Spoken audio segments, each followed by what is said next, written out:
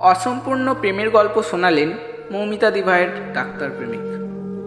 ১৩ বছর আগে কোচিং থেকে তাদের প্রেম শুরু হয় এবং আগস্ট মাসের ৯ তারিখে রাত 11:30টার তাদের শেষ কথা হয়েছিল। এতক্ষণে আপনারা জেনেই গেছেন মেয়েটার নাম ডক্টর মৌমিতা দেবনাথ। অনেক কষ্ট করে মেয়ের পড়াশোনা চালিয়ে তাকে ডাক্তার বানিয়েছিলেন তার মা বাবা, এবং মৌমিতা ছিল তার মায়ের খুব আদরের এক মেয়ে।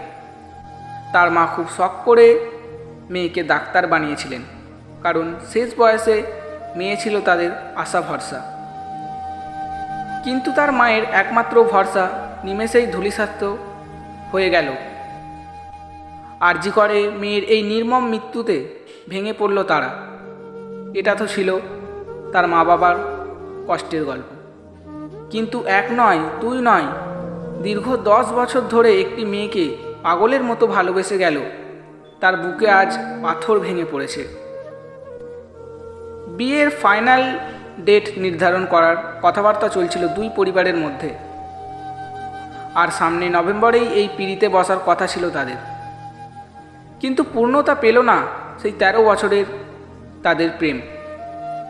মৌমিতার মা জানিয়েছিলেন নভেম্বরের মাসেই মেয়ের বিয়ের হওয়ার কথা ছিল। যাকে বউয়ের সাজে দেখার জন্য দিন গুনছিলেন, আজ শেষ বাহনে দেখে সেই মুখ এখনও ভুলতে পারছেন না মৌমিতা দিভাইয়ের সেই ডক্টর প্রেমিক। প্রায় 13 বছর আগে দমদমের এক প্রাইভেট কোচিং সেন্টারে তাদের প্রথম দেখা হয়েছিল। উচ্চ মাধ্যমিক পাশ করে মেডিকেল জয়েন্টে বসেছিলেন দুজনে, আর সেই সূত্রেই কোচিং সেন্টারে যাওয়ার সেই থেকেই তাদের প্রেম শুরু হয়েছিল।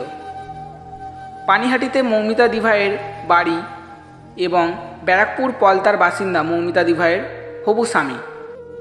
যে রাতেই এই নৃশংস ঘটনা ঘটে, সেই রাতেই মৌমিতা দিভাইয়ের প্রেমিক ডাক্তার ও নাইট ডিউটিতে ছিলেন।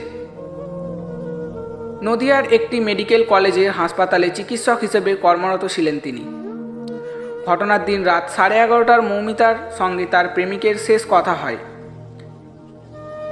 কিন্তু পরে অনেকটা সময় চলে গেলেও মৌমিতা দিভাইয়ের ফোনের উত্তর না পাওয়ার কল করতে থাকলো ওই প্রেমিক ডাক্তার।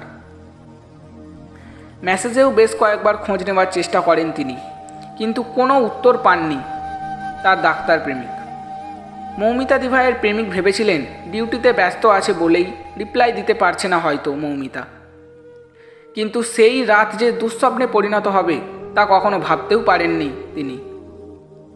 মৌমিতার বাড়ির সামনে এখনও সোনালি রঙের জ্বলজ্বল করছে সেই রেসপিটারের নেমপ্লেটটি। যে বাড়িতে বিয়ের সানাই বাজার তোড়জোড় চলছিল, সেই বাড়িতে এখন শোকের ছায়া নেমে এসেছে। এরপর কি করবেন, কিভাবে ভালোবাসার সে মানুষটিকে ছেড়ে কাটাবেন বাকি জীবন, বুঝে উঠতে পারছেন না মৌমিতা দিভাইয়ের সেই হবু স্বামী।